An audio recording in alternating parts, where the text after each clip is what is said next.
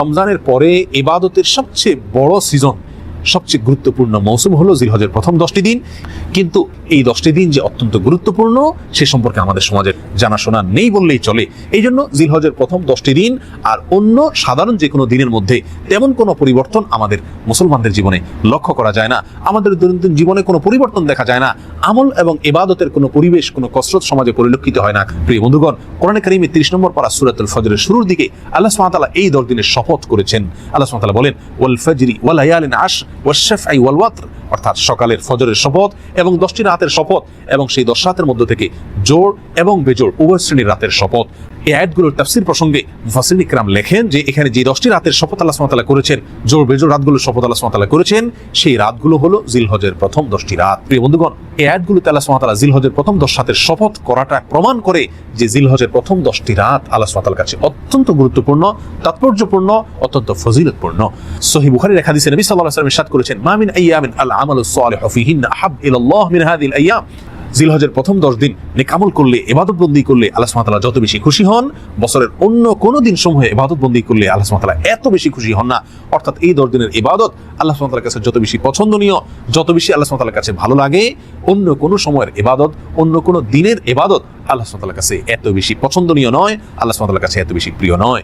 সম্মানিত বন্ধুগণ, এই হাদিস বর্ণনা করার পরে সাহাবায়ে কেরামের কেউ কেউ প্রশ্ন তুলেছিলেন, ইয়া রাসূলুল্লাহ ওয়াল জিহাদু ফি সাবিলিল্লাহ, আল্লাহর রাস্তায় জিহাদও কি এই দিনসমূহে ইবাদতের চাইতে উত্তম নয়?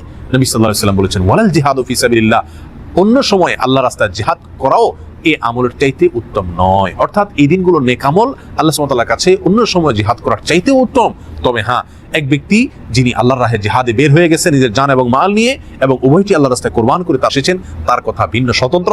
তার মর্যাদা এই জিলহজের প্রথম দশকে ইবাদতকারীর চাইতে বেশি, সেটা ভিন্ন কথা। এই হাদিসটি অত্যন্ত পরিষ্কারভাবে, জোরালোভাবে আমাদেরকে মেসেজ দিয়ে যায় যে জিলহজের প্রথম দশক, এই দশক অন্য সাধারণ দিনগুলোর মতো নয়, বরং এই 10টি ইবাদতের দশক, এই 10টি নেক আমলের দশক। বিশ্ববিখ্যাত হাদিস ব্যাখ্যাতা এবং সহিহ বুখারীর কালজয়ী ব্যাখ্যা গ্রন্থ ফাতহুল বারীর রচয়িতা আল্লামা ইবনে হাজার আল আসকালানী রাহিমাহুল্লাহ, তিনি বলেন জিলহজের প্রথম 10 দিনের এত বেশি গুরুত্ব আল্লাহ সুবহানাহু ওয়া তাআলা কোরআনে কারিমে দিয়েছেন, নবী সাল্লাল্লাহু আলাইহি ওয়াসাল্লাম হাদিসে উল্লেখ করেছেন। তার একটি কারণ হলো এই দশকে ইসলামের যত মৌলিক ইবাদত আছে, সমস্ত মৌলিক ইবাদতের সমাহার পাওয়া যায়, সমস্ত মৌলিক ইবাদতের সমাবেশ ঘটে থাকে এই দশকে। অন্য কোনো দিনসমূহে সমস্ত মৌলিক ইবাদতের সমাহার বা সম্মিলন এরকম ভাবে দেখা যায় না। যেমন ইসলামের সর্বপ্রথম রকম হলো ঈমান। এই ঈমান বছরের অন্য যে কোনো সময় যেরকম থাকতে হয়, জিলহজের প্রথম দশকেও থাকতে হয়। 5 ওয়াক্ত সালাত অন্য সময় যেরকম আদায় করতে হয়, এই দশকে সেটা আছে, বলবৎ আছে। যাকাত বছরের অন্য যে কোনো সময় দেওয়া যায় এবং এই দশকেও দেওয়া যায়। এবং ইসলামের রোকন সিয়ামেরও নজির এই দশকে রয়েছে, কারণ আরাফার দিনে সিয়ামের নির্দেশ নবী সাল্লাল্লাহু আলাইহি ওয়াসাল্লাম করেছেন। এবং ইসলামের 5 নম্বর রকম হজ, সেটা তো কেবল এই দশকেই পালন করা সম্ভব, অন্য কোনো সময় মানুষ চাইলেও পালন করা সম্ভব নয়। আর কুরবানি, সেটাও এই দশকেই রয়েছে। সময়ত বন্ধুগণ, তাহলে বোঝা গেল ইসলামের 5টি রকমের প্রত্যেকটি আমলের সমাহার, প্রত্যেকটি আমলের দৃষ্টান্ত এবং নজির এই দশকে রয়েছে। অতিরিক্ত হিসাবে কুরবানি সহ আরো অনেক নেক আমল রয়েছে। এই জন্য মুসনাদ আহমদ এবং বাজ্জারের এক হাদিসে নবী সাল্লাল্লাহু আলাইহি ওয়াসাল্লাম এই দশককে বছরের শ্রেষ্ঠ দিন সমূহ বলে আখ্যায়িত করেছেন। আফজালু আইয়ামিদ দুনিয়া বলেছেন, বছরের সবচেয়ে সেরা এবং শ্রেষ্ঠ দিন বলেছেন। মাস হিসাবে যেরকম রমজান সবচেয়ে শ্রেষ্ঠ এবং সেরা, তার পরবর্তীতেই খুচরা দিন সমূহের মধ্যে থেকে এই 10 দিন হলো সবচেয়ে সেরা, মর্যাদাপূর্ণ এবং ফজিলতপূর্ণ দিন। এই 10 দিনের কর্মসূচি এবং করণীয়গুলো কি? কোরআন এবং হাদিসের আলোকে এই 10 দিনের বেশ কিছু কর্মসূচি আমরা পাই। তার ভিতরে প্রথম কর্মসূচি হলো আল্লাহর জিকির করা। আল্লাহর জিকির করা সূরা হাজর 28 নম্বর আয়াতে যেদিকে আল্লাহ সুবহানাহু ওয়া তাআলা ইঙ্গিত করেছেন, এই 10 দিনে বেশি বেশি আল্লাহর স্মরণ করা, জিকির করা, কোরআন এবং সুন্নাহ বর্ণিত বৈধ জিকিরগুলোকে সহিহ পদ্ধতিতে বেশি বেশি করব এই 10 দিনে। দ্বিতীয় কর্মসূচি হলো বেশি বেশি নেক আমল করব। রুটিন যে নেক আমলগুলো আছে সেগুলো অন্য দিনের চাইতে এই 10 দিন বেশি করার চেষ্টা করব। 5 ওয়াক্ত সালাত অন্য দিনসমূহে যতটা গুরুত্ব দিয়ে আমি আদায় করি, এই 10 দিনে তার চাইতে বেশি গুরুত্ব দিয়ে আদায় করতে হবে। এবং এভাবে যত নেক আমল আছে, কোরআন তেলাওয়াত বলেন, দ্বীনি ইলম শিক্ষা করা বলেন, সমস্ত নেক আমলগুলো অন্য দিনসমূহের চাইতে এই দিনে বেশি গুরুত্বের সাথে আদায় করার চেষ্টা করতে হবে। কারণ সহিহ বুখারী যে হাদিস আমরা পেশ করেছি, সেই হাদিসে নবী সাল্লাল্লাহু আলাইহি ওয়াসাল্লাম সুস্পষ্টভাবে জানিয়ে দিয়েছেন এই 10 দিনে নেক আমল আল্লাহ সুবহানাহু ওয়া তাআলার কাছে অত্যন্ত প্রিয়, সবচাইতে প্রিয়। বিধায় কোরআন সুন্নাহ বর্ণিত সাধারণ নেক আমলগুলো এই 10 দিনে বেশি বেশি করার চেষ্টা চালিয়ে যেতে হবে। 3 নম্বর কর্মসূচি হলো এই 10 দিনে গুনাহসমূহ থেকে বেঁচে থাকার আপ্রাণ চেষ্টা করতে হবে।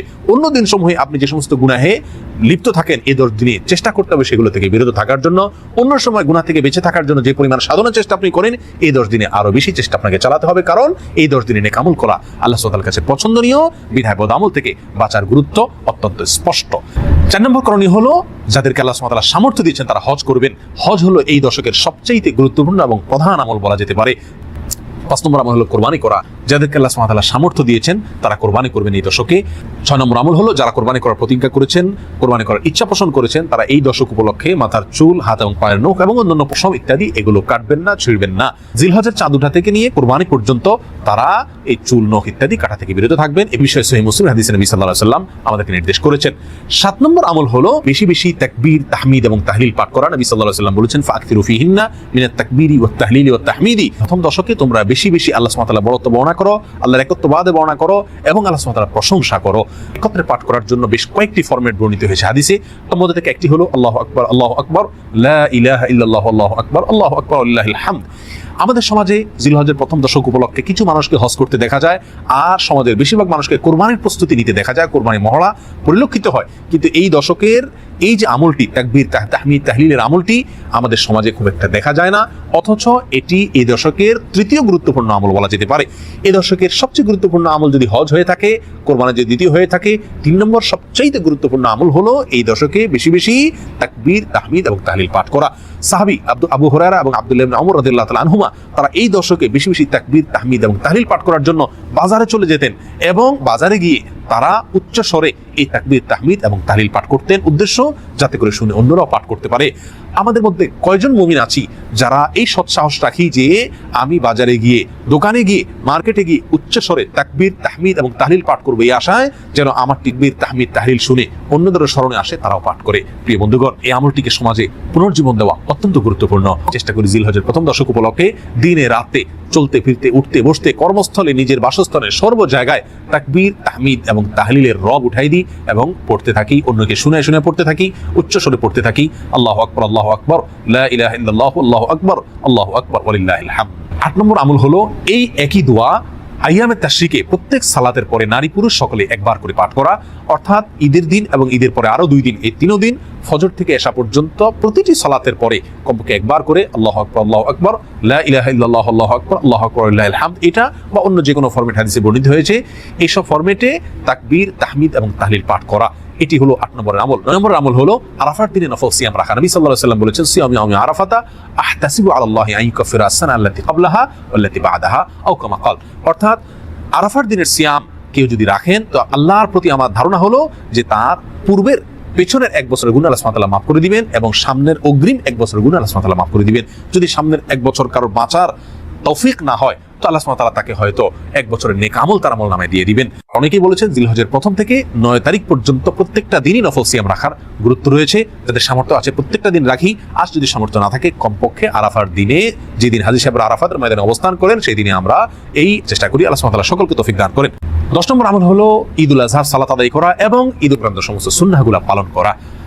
জিলহজের প্রথম দশকের 10টি কর্মসূচি আবারও আমি এক নজরে বলে দিচ্ছি। প্রথম কাজটি হলো বেশি বেশি আল্লাহর জিকির করা, দ্বিতীয়ত হলো বেশি বেশি নেক আমল করা, 3 নম্বর হলো গুনাহ থেকে বেঁচে থাকার জন্য বেশি বেশি চেষ্টা করা, 4 নম্বর হলো যাদের হজ ফরজ হয়েছে এবং হজ করার সামর্থ্য আছে তারা হজ করা, 5 নম্বর হলো যাদের কোরবানি করার সামর্থ্য আছে তারা কোরবানি করা, 6 নম্বর হলো যারা কোরবানি করার প্রতিজ্ঞা করেছেন, নিয়ত করেছেন, তারা হাতের নখ, পায়ের নখ, মাথার চুল এবং অন্যান্য পশম ইত্যাদি জিলহজের প্রথম দশকে না কাটা। নম্বর হলো এই দশকে উঠতে বসতে, চলতে ফিরতে, বাজারে ঘাটে সব জায়গায় নারী পুরুষ সকলে তাকবীর, তাহমিদ, তাহলিল বেশি বেশি পাঠ করা। পুরুষরা জোরে জোরে পড়বেন, নারীরা আস্তে আস্তে পড়বেন। আল্লাহু আকবার, আল্লাহু আকবার, লা ইলাহা ইল্লাল্লাহু, আল্লাহু আকবার, আল্লাহু আকবার, ওয়ালিল্লাহিল হামদ। 8 নম্বর আমল হলো এই একই তাকবীর, তাহমিদ, তাহলিল আইয়ামে তাশরিকে প্রত্যেক ফরজ নামাজের পরে একবার করে পাঠ করা। আর 9 নম্বর আমল হলো আরাফার দিনে নফল সিয়াম রাখা এবং সম্ভব হলে 1 থেকে 9 তারিখ পর্যন্ত প্রত্যেকটা দিন নফল সিয়াম রাখা।